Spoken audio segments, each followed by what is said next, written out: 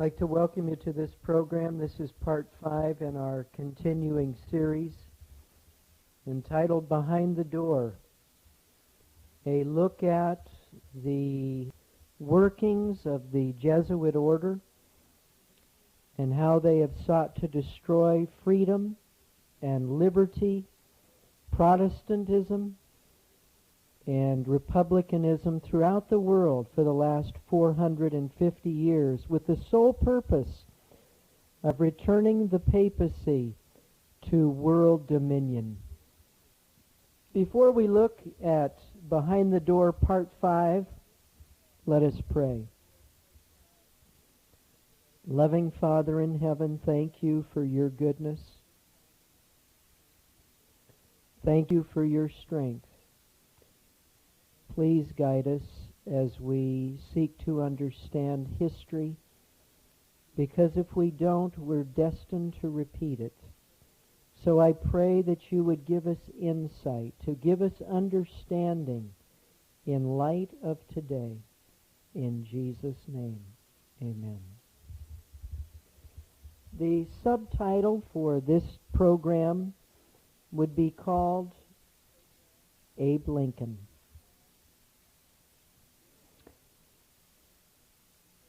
Abraham Lincoln, before he ever got to the White House, was a marked man.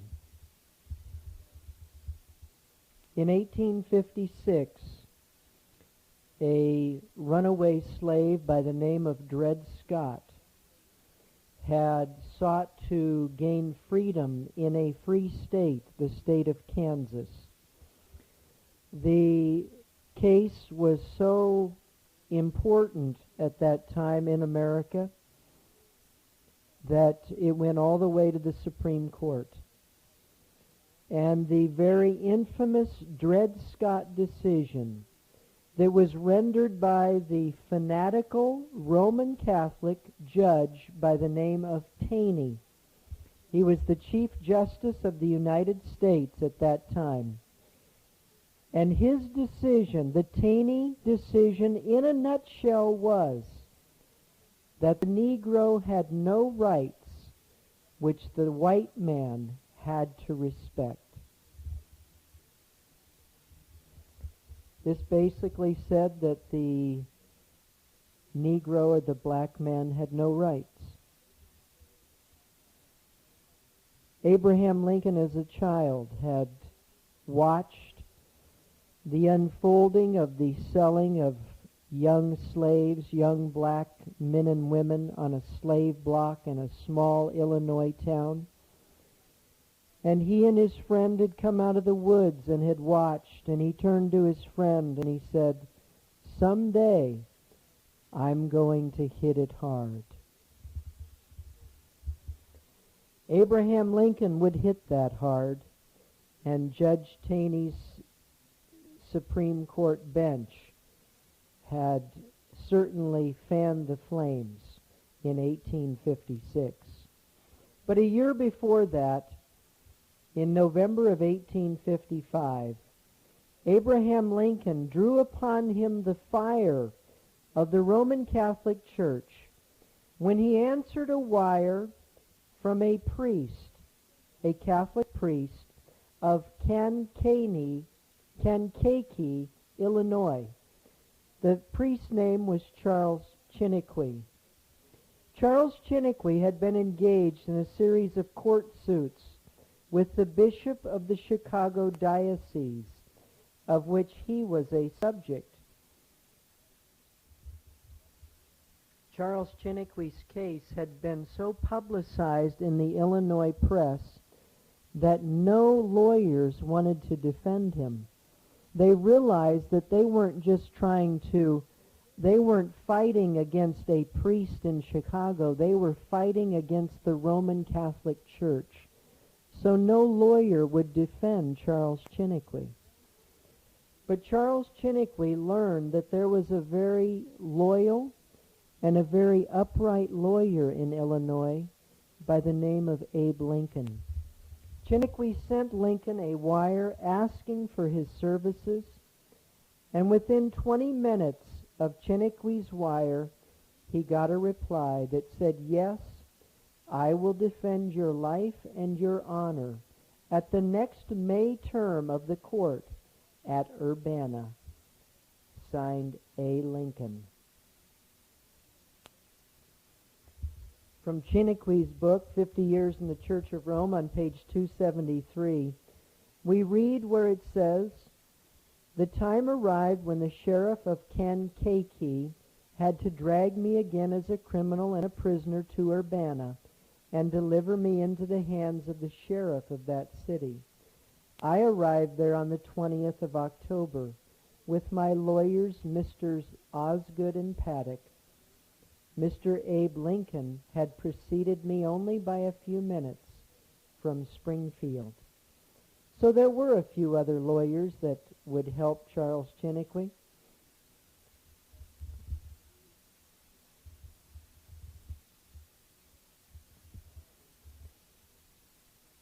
When Charles Chiniquy was defended by Abraham Lincoln, we find on page 41 of the book by Burke McCarty entitled "The Suppressed Truth About the Assassination of Abraham Lincoln," where she says this: "Lincoln then went on and depicted the career of Priest Chiniquy, how he had been unjustly persecuted, and in conclusion Lincoln said, 'As long as God gives me a heart to feel, a brain to think, or a hand to execute my will, I shall devote it against that power which has attempted to use the machinery of the courts to destroy the rights and character of an American citizen.'"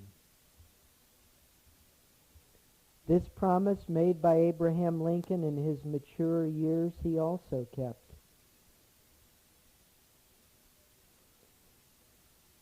Burke McCarty goes on and says that in the famous Dred Scott decision that was in favor of slavery, Abraham Lincoln fully understood that the motive power behind that decision was Rome. Abe Lincoln made a lot of enemies. In fact, we find that when Abe Lincoln, as he left the courtroom the day that Charles Chiniquy was acquitted and was set free in the courts of Urbana, Illinois, when it was made clear that Charles Chiniquy had been unjustly accused, that the priests of Chicago and St. Louis had gotten somebody to lie to try to destroy Charles Chiniquy. After that trial was over, as they left the courtroom, Charles Chiniquy was in tears. And Abraham Lincoln said, "But Mr. Chiniquy, why are you in tears? You won. You should be filled with joy." And Priest Chiniquy stated, "Mr. Lincoln, I saw in the courtroom today, from Chicago and St. Louis, 10 to 12 Jesuits, and I saw in their eyes your death."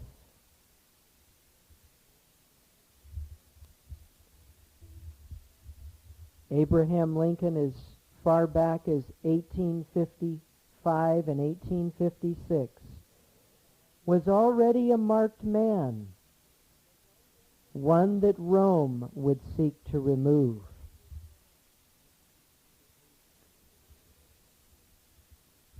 Abraham Lincoln, of course, 4 years later in 1860, was voted in as the President of the United States. And as Abe Lincoln made his way from Illinois to Washington, D.C., Lincoln had to pass through the city of Baltimore. And we read again in Chiniquy's book, page 292, 50 Years in the Church of Rome. Abraham Lincoln said, "I'm so glad to see you again, Mr. Chiniquy. You see that your friends, the Jesuits, have not yet killed me. They would have surely done it when I passed through their most devoted city of Baltimore, had I not passed by incognito a few hours before they expected me.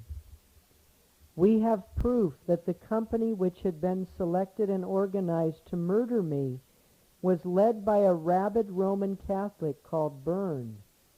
It was almost entirely composed of Roman Catholics. More than that, there were 2 disguised priests among them to lead and encourage them. I saw Mr. Morse, the learned inventor. He told me that when he was in Rome, he found out the proofs of a most formidable conspiracy against this country and its institutions. It is evident that it is to the intrigues and emissaries of the Pope that we owe, in great part, the horrible civil war which is threatening to cover the country with blood and ruins. I am sorry that Professor Morse had to leave Rome before he could know more about the secret plans of the Jesuits against the liberties and the very existence of this country.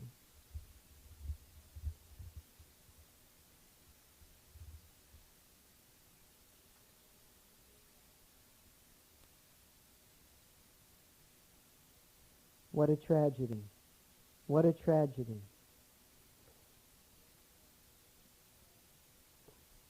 From the book called The Suppressed Truth about the assassination, page 113, we read this. 20 men had been hired in Baltimore to assassinate the president-elect on his way to Washington. The leader of this band was an Italian refugee, a barber well known in Baltimore. Their plan was, when Mr. Lincoln arrived in that city, the assassins were to mix with the crowd and get as near his person as possible and shoot at him with their pistols. If he was in a carriage, hand grenades had been prepared, filled with detonating powder, such as Orsini used in attempting to assassinate Louis Napoleon. These were to be thrown into the carriage, and to make the work of death doubly sure, pistols were to be discharged into the vehicle at the same moment. The assassins had a vessel lying ready to receive them in the harbor. From thence they would be carried to Mobile in the seceded state of Alabama. I'm sorry, that's taken from John Smith Dye's book called The Adder's Den, page 113.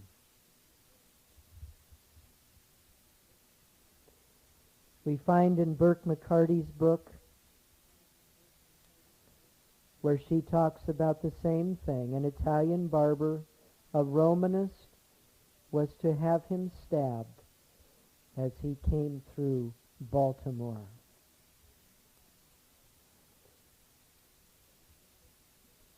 In Burke McCarty's book as well, we read these words in a famous letter that was written to John Wilkes Booth, in which it was stated, it was called the Charles Selby letter. It was brought forward as evidence in the trial of the assassins of Abraham Lincoln. And it stated in there, this was Charles Selby writing to John Wilkes Booth, quoted from Burke McCarty's book, The Suppressed Truth about the assassination of Abraham Lincoln, where Charles Selby said to John Wilkes Booth, "The cup failed us once and might again." So not only did the Roman Catholic Church try to assassinate Abraham Lincoln before he ever reached Washington, D.C., they also tried to poison him as well. This letter that we just read from by Charles Selby It was found on the floor of the car which Booth dropped and which was transmitted to the War Department November 17, 1864. The letter was delivered to President Lincoln, who after reading it wrote the word assassination across it and filed it in his office, where it was found after his death and was placed in evidence as a court exhibit. That too is from Burke McCarty's book on page 131. I could read the letter in its entirety. It's written by Charles Selby. I'll just read a few parts of it. He says this: Abe must die, and now. You can choose your weapons: the cup, the knife, the bullet. The cup failed us once and might again. You know where to find your friends. Your disguisers are so perfect and complete that without one knew your face, no police telegraphic dispatch would catch you. Strike for your home, strike for your country, bide your time, but strike sure. And the judge in the trial of the assassins of Abraham Lincoln, Judge Bingham, declared this: although this letter would imply that the assassination spoken of was to take place speedily, yet the party was to bide his time. The letter declares that Abraham Lincoln must die, and now, meaning as soon as the agents can be employed and the work done.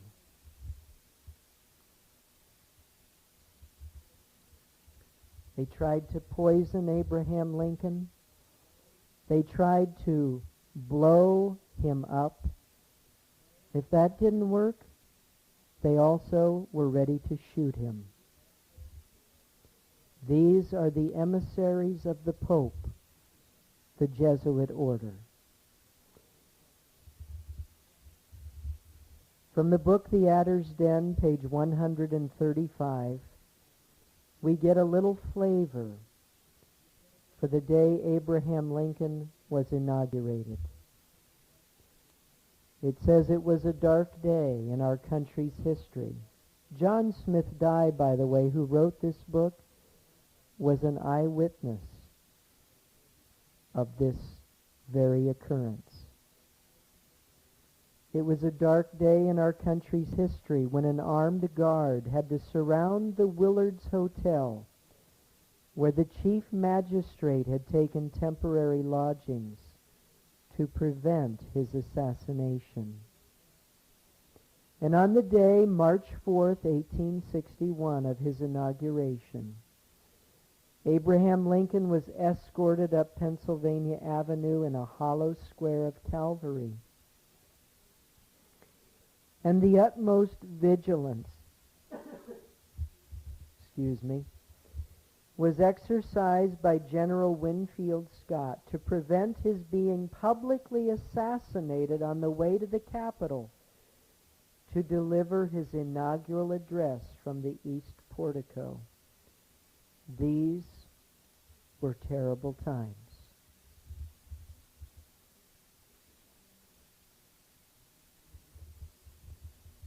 When you begin to think about the Council of Vienna and Metternich and the Pope and the Jesuit order's plans to destroy this country, to destroy its freedoms, to destroy Protestantism, and to kill presidents, attempts on Andrew Jackson's life, the assassination of William Henry Harrison, the assassination of Zachary Taylor, the attempted assassination of Franklin Pierce, the attempted assassination of James Buchanan, the attempted assassination of Abraham Lincoln, and then finally his assassination. What does that tell you about the evil, vicious, malicious character of the Jesuits of Rome? May God help us never to have anything to do with this satanic, sinister power. In Charles Chiniquy's book, page 302, 50 Years in the Church of Rome, Abraham Lincoln stated this: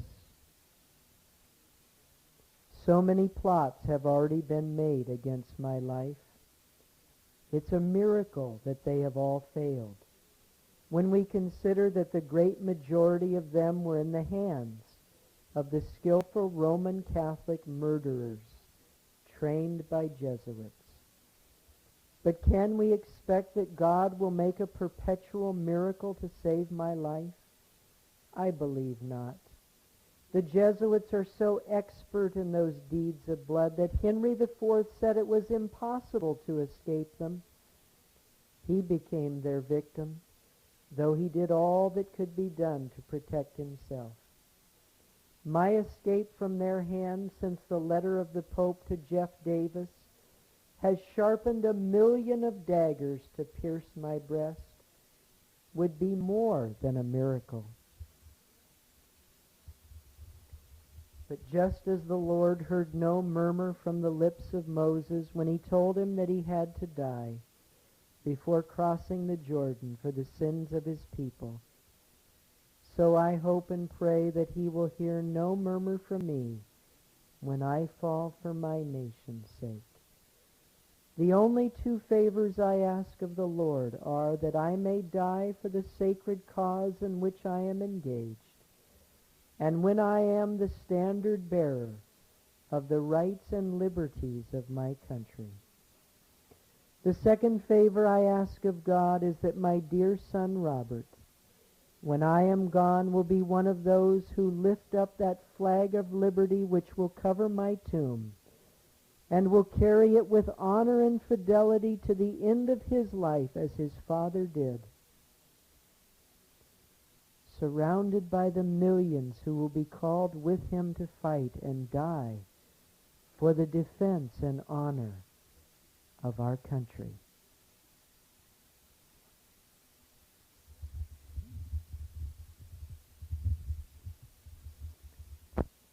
Abraham Lincoln understood that his time was near, and he prayed that he would be found faithful.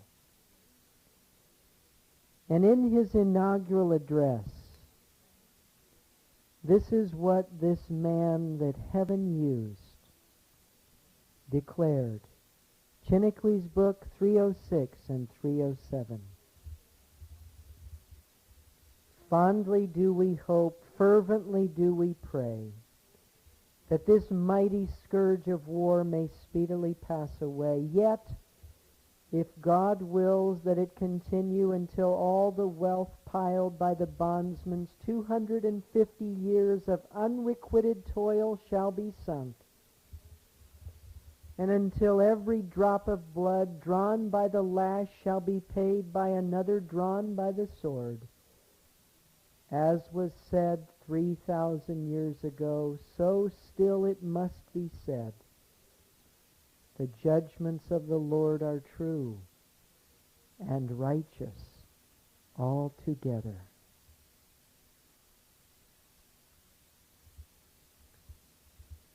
And down on the same page we read, in the midst of unparalleled success, while all the bells of the land were ringing with joy, a calamity fell upon us which overwhelmed the country. On Friday evening, April 14, President Lincoln attended Ford's Theater in Washington.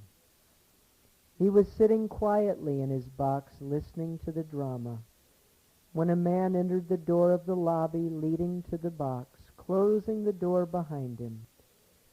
Drawing near to the president, he drew from his pocket a small pistol and shot him in the back of the head. As the president fell, senseless and mortally wounded, and the shriek of his wife, who was seated at his side, pierced every ear, the assassin leaped from the box a perpendicular height of 9 feet, and as he rushed across the stage, bareheaded, brandished a dagger, exclaiming, "Sic semper tyrannis," and disappeared behind the side scenes.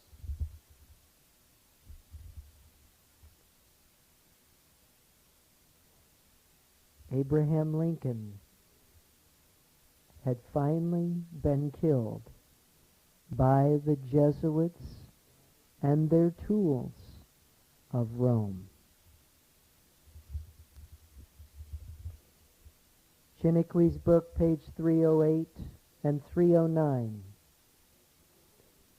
It says, "Noble Abraham, true descendant of the father of the faithful, honest in every trust, humble as a child, tender-hearted as a woman, who could not bear to injure even his most envenomed foes, who in the hour of triumph was saddened lest the feelings of his adversaries should be wounded by their defeat, with charity for all and malice towards none, endowed with common sense, intelligence never surpassed, with power of intellect which enabled him to grapple with the most gigantic opponents in debates, developing abilities as a statesman which won the gratitude of his country and the admiration of the world, dies by the bullet of the assassin. Who was that assassin? Booth was nothing but the tool of the Jesuits. It was Rome who directed his arm, after corrupting his heart and damning his soul."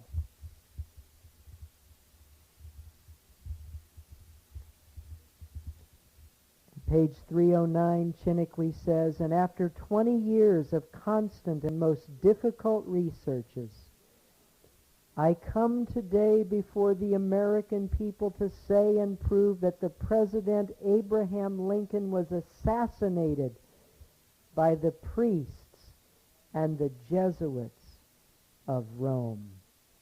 In the book of the testimonies given in the prosecution of the assassination of Lincoln, published by Ben Pittman, and in the 2 volumes of the trial of John Surratt in 1867, we have the legal and irrefutable proof that the plot of the assassins of Lincoln was matured, if not started, in the house of Mary Surratt, 561 H Street, Washington, D.C. The sworn testimonies show that it was the common rendezvous of the priests of Washington. What does the presence of so many priests in that house reveal to the world? No man of common sense who knows anything about the priests of Rome can doubt that they were the advisors, the counselors, the very soul of that infernal plot. Those priests who were the personal friends and the father confessors of Booth, John Surratt, Mrs. and Miss Surratt, could not be constantly there without knowing what was going on, particularly when we know that every one of those priests was a rabid rebel in heart, every one of them knowing that his infallible Pope had called Jeff Davis his dear son and had taken the Southern Confederacy under his protection, was bound to believe that the most holy thing a man could do was to fight for the Southern cause by destroying those who were its enemies. Read the history of the assassination of Admiral Coligny, Henry III and IV, William the Taciturn, by the hired assassins of the Jesuits, and compare them with the assassination of Abraham Lincoln. You will find that one resembles the other like 2 drops of water. You will understand that they all come from the same source, Rome. At this point in our tape, let's turn it over to Welcome to side 2 of our tape on Abraham Lincoln. We're going to pick up with another quote from Charles Chiniquy's 50 Years in the Church of Rome, page 310, where it says, that arch-rebel could give the money, speaking of Jeff Davis, but the Jesuits alone could select the assassins, train them, and show them a crown of glory in heaven. If they would kill the author of the bloodshed, the famous renegade and apostate, the enemy of the Pope and the Church, Abe Lincoln. Who does not see the lessons given by the Jesuits to Booth in their daily intercourse in Mary Surratt's house, when he reads those lines written by Booth a few hours before his death? I can never repent. God made me the instrument of his punishment. Compare these words with the doctrines and principles taught by the councils, the decrees of the Pope, and the laws of Holy Inquisition, and you will find that the sentiments and belief of Booth flow from those principles as the river flows from its source. And that pious Miss Surratt, who the very next day after the murder of Lincoln said, without being rebuked in the presence of several other witnesses, the death of Abraham Lincoln is no more than the death of any nigger in the army. Where did she get that maxim, if not from her church? Had not that church recently proclaimed, through their devoted Roman Catholic Judge Taney in his Dred Scott decision, that the Negroes have no rights which the white is bound to respect?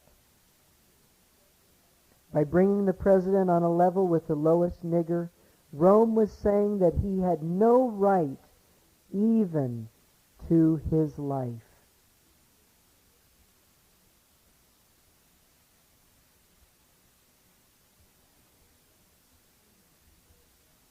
Chiniquy goes on.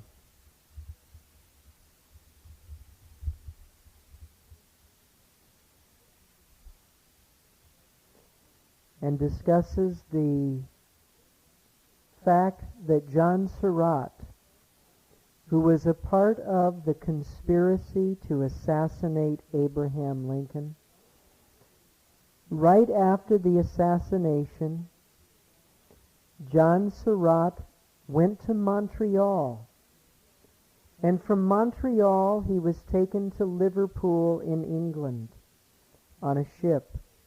And from Liverpool, John Surratt was taken down to Rome. And when a United States official finally caught up and got John Surratt was found in the Pope's personal army. A conspirator in the assassination of Abraham Lincoln was a part of the Pope's personal army. We find another story in Charles Chiniquy's book on pages 316 and 317.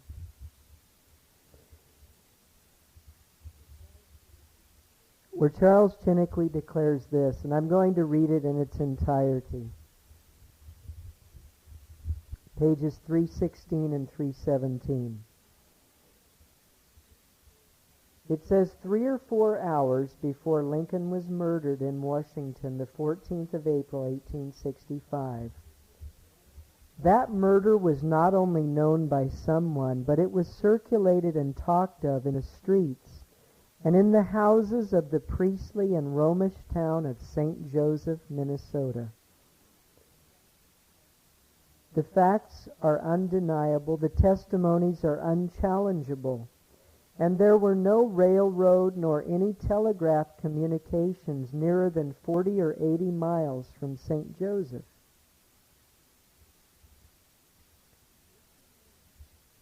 Mr. Linneman, who was a Roman Catholic, tells us that though he heard this from many in his store and in the streets, he doesn't remember the name of a single one who told him that. But if the memory of Mr. Linneman is so deficient on that subject, we can help him and tell him what with mathematical accuracy. The priests of St. Joseph were often visiting Washington and boarding at Mrs. Surratt's home. Those priests were in daily communication with their co-rebel priests of St. Joseph, Minnesota. They were intimate friends. There were no secrets among them. The details of the murder, the day selected for its carrying out, were as well known among the priests of St. Joseph as they were among those of Washington. How could the priests conceal such a joyful event from their friend Mr. Linneman? He was their confidential man. He was their purveyor. He was their right-hand man among the faithful of St. Joseph. The death of Abraham Lincoln was known 4 hours before its occurrence in the Roman Catholic town of St. Joseph, Minnesota. What actually occurred was, in the afternoon, about 6 p.m., in the town of St. Joseph, a man came up and stated, "I have just been told that President Lincoln and Secretary of State Seward have been killed." The next day, the 15th of April, this gentleman by the name of Bennett said, "I was at St. Cloud, a town about 12 miles away, and I asked several people if they had heard about the assassination of Abraham Lincoln, and they told me they had heard nothing about it. But the next day, the 16th day of April, when going to the church in St. Cloud, a friend gave me a copy of a telegram sent to him the day before, stating that Abe Lincoln and Secretary Seward had been killed the day before, which was Friday the 14th. The question is, how could the priests of St. Joseph known before anybody else knew that Lincoln had been killed? And as we have already found, they knew because they were in cahoots with the priests of Rome of Washington, D.C. And they had planned and plotted the exact place and time when all of this was going to happen, so that they could say without a doubt that Lincoln was dead.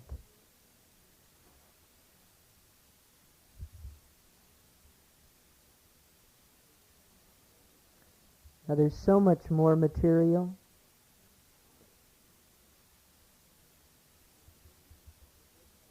In a statement from the book by Burke McCarty, The Suppressed Truth About the Assassination of Lincoln, page 185,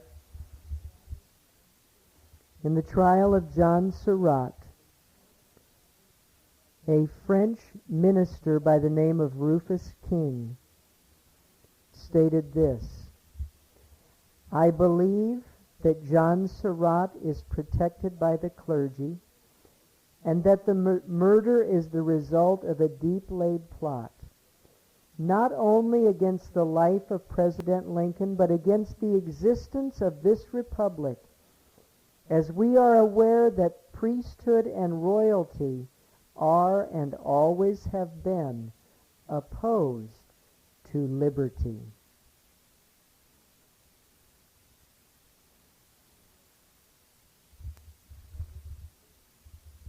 Now there were 4 people that were killed for the assassination of Abraham Lincoln. Their names were Davy Harold, Louis Payne, George Atz Surratt, and Mary E. Surratt. They were all Roman Catholics. You can find that information in Ford's Theater. If you go down the winding corridor at Ford's Theater, you find several glass cases showing many things about Lincoln and the Civil War and his assassination. And it shows that these 4 people were all hung and that they were all Roman Catholic. Now let's just discuss this aspect of it for a moment. As Abraham Lincoln was being assassinated, William Seward, the Secretary of State for these United States, there was also an attempt on his life. There was also to be an attempt on the life of Ulysses S. Grant. But Ulysses S. Grant had to take an emergency train to New Jersey to be at the bedside of a sick and dying relative. Andrew Johnson, the then Vice President of the United States, was also to be assassinated at this very time. But the man who was to kill him became scared and went off riding on a horse into the country and didn't carry out his part of the plan. In regards to William Seward, we find in the book called The Suppressed Truth About the Assassination of Abraham Lincoln by Burke McCarty on page 121. Lewis Payne, who was known as the Florida Boy, an athletic young giant, had joined the conspiracy, rode up to the front of the residence of the Secretary of State, William Seward. William Seward had been ill for 3 weeks, suffering from a fractured jaw, the result of the running away of his team of horses, and was under the constant care of male nurses. Lewis Payne rang the doorbell and was answered by the butler. He told the latter he had been sent with some medicine which he must take to William Seward. The butler refused to allow him to enter, saying that he had orders to allow no one to go to Mr. Seward's room. Lewis Payne, after a short struggle, knocked the butler down and went right up the stairs. He rushed into the chamber where Seward was. He fell both of Seward's sons who were in the room. One of Seward's sons received a fracture of the skull, from which he never fully recovered. Lewis Payne then sprang upon Seward and seriously stabbed him 3 times. By a superhuman effort, Seward struggled out of bed, with his assailant who left him in a heap on the floor, bleeding from the wounds he had inflicted. After his murderous assault on Seward, Lewis Payne rushed down the stairs yelling, "I am mad! I am mad!" And Lewis Payne probably was. He was entirely under the control of the hypnotic influences of the wicked people in whose power he had allowed himself to be. On page 122 of McCarty's book, it says, it was part of the plan that Michael O'Laughlin, one of the conspirators from Baltimore, was to have murdered General Grant that night, but this was not possible owing to the change in Grant's plans. To Atsterot, it fell to assassinate Vice President Andrew Johnson.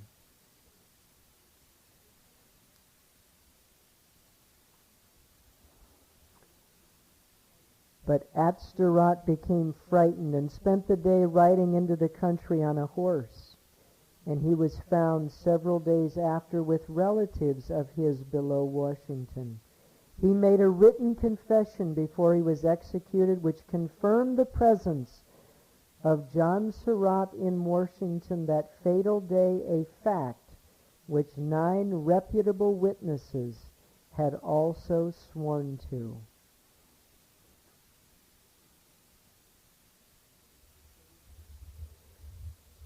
So we had a conspiracy to kill not only the President of the United States, but to completely bring into chaos the government of the United States of America. Do we not see the fulfillment of the Council of Vienna and Verona at work in 1865? Do we not see the hand of the Jesuit order and the Roman Catholic Church to destroy this great country of ours?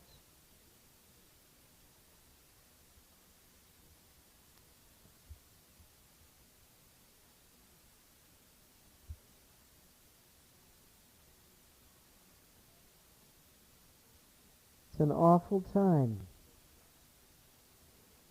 It was an awful time in the history of the United States. What about this Civil War? We noticed already from Chiniquy that the Roman Catholic Church sowed the seeds of division between the two great sections of this country, dividing North from South on the burning question of slavery. That division, according to Chiniquy, was her golden opportunity to crush one by the other and reign over the bloody ruins of both. Rome hoped that the hour of her supreme triumph over this continent was come. She ordered the Emperor of France to be ready with an army in Mexico, ready to support the South. She bade all Roman Catholics to enroll themselves under the banners of slavery by joining themselves to the Democratic Party. And then the Catholic Church, from other documents that I have read, pushed the English army into Canada, ready to come down from the north and crush the Union.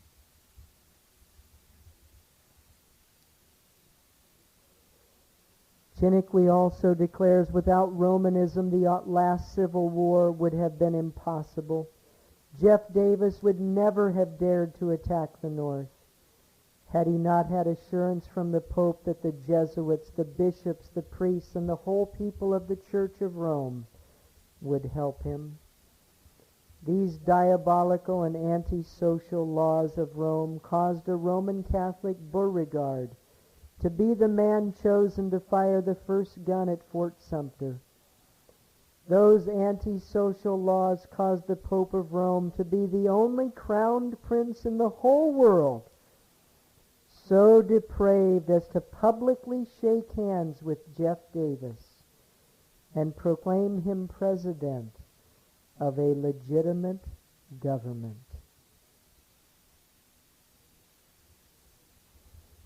Abraham Lincoln, page 294 of Chiniquy's book, and 295. I will be forever grateful for the warning words you addressed to me about the dangers ahead to my life from Rome. I know they are not imaginary dangers. If I were fighting against a Protestant South as a nation, there would be no danger of assassination. The nations who read the Bible fight bravely on the battlefields, but they do not assassinate their enemies.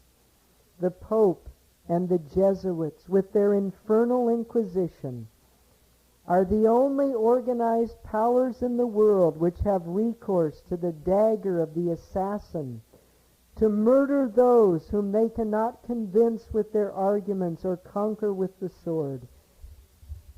Unfortunately, I feel more and more every day that it is not against the Americans of the South alone I am fighting. It is more against the Pope of Rome, his perfidious Jesuits, and their blind and bloodthirsty slaves. As long as they hope to conquer the North, they will spare me. But the day we rout their armies, take their cities, and force them to submit, then it is my impression that the Jesuits, who are the principal rulers of the South, will do what they have almost invariably done in the past. The dagger or the pistol will do what the strong hands of the warriors could not achieve. It is Rome who wants to rule and degrade the North, as she has ruled and degraded the South from the very day of its discovery. There are only very few of the Southern leaders who are not more or less under the influence of the Jesuits through their wives, family relations, and friends. Several members of the family of Jeff Davis belong to the Church of Rome.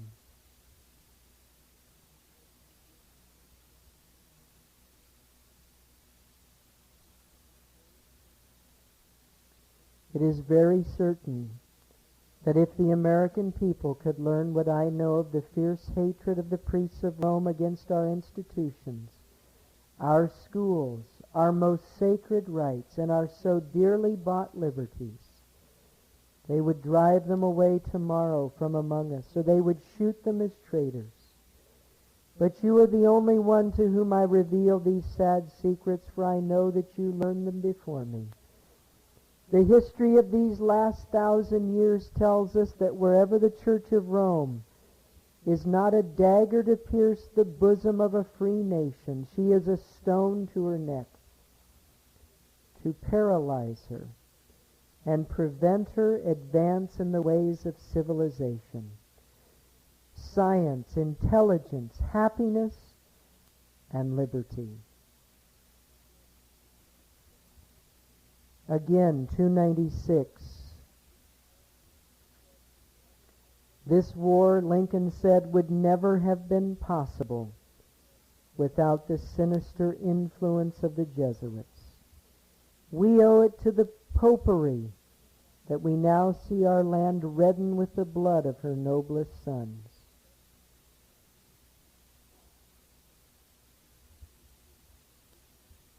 I pity the priests, the bishops, and the monks of Rome and the United States when the people realize that they are in great part responsible for the tears and the blood shed in this war.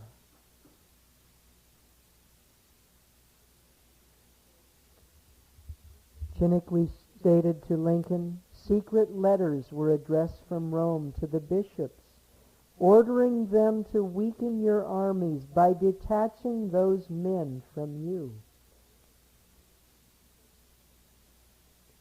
So many soldiers were told, deserted. In fact, history records for us that after the Pope declared that Jefferson Davis was the president of the South and that the Pope recognized him as the ruler of the Confederacy, and that Abe Lincoln was a heretic, that many, many hundreds of thousands of Roman Catholic soldiers in the Union Army deserted to the Southern forces. 298, Lincoln says to Chiniquy, you are perfectly correct when you say it was to detach the Roman Catholics who had enrolled themselves in our armies. Since the publication of the Pope's letter, a great number of them have deserted their banners and turned traitor. It is true also that General Meade has remained with us and gained the bloody battle of Gettysburg. But how could he lose it when he was surrounded by such heroes as Howard, Reynolds, Buford, Wadsworth, Cutler, Slocum, Sickles, Hancock, Barnes? But it is evident that even General Meade allowed his Romanism to supersede his patriotism after the battle at Gettysburg. He let the army of Lee escape when he could easily have cut his retreat, and forced him to surrender after losing nearly the half of his soldiers in the last 3 days of carnage. When Meade was to order the pursuit after the battle, a stranger came in haste to his headquarters. That stranger was a disguised Jesuit. After 10 minutes, Meade made such arrangements for the pursuit of the enemy that Lee escaped almost untouched with the loss of only 2 guns.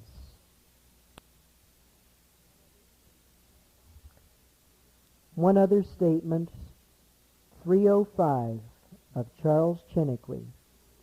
The common people see and hear, this is Abraham Lincoln, they see and hear the big noisy wheels of the Southern Confederacy's cars. They call them Jeff Davis, Lee, Toombs, Beauregard, Semmes, and they honestly think they are the motive power. But this is a mistake. The true motive power is secreted behind the thick walls of the Vatican, the colleges and schools of the Jesuits, the convents of the nuns, and the confessional boxes of Rome.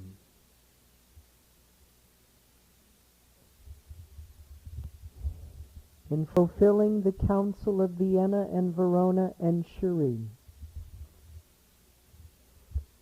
the Catholic Church would divide the North and the South through the doctrine of John C. Calhoun. They would seek to destroy the economy through Nicholas Biddle. And then they would use the poison cup and the assassin's bullet to assassinate and to attempt to assassinate a total of 6 presidents within a span of 25 years.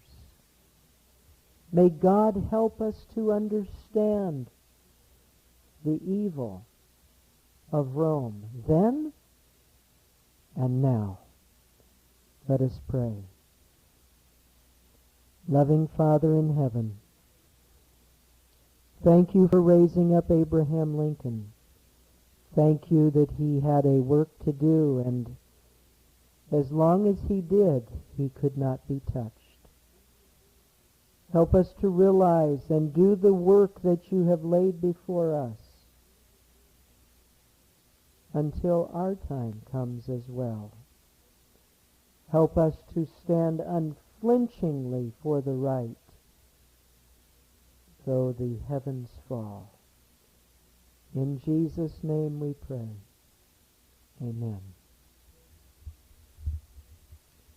Until we meet again, may God bless you.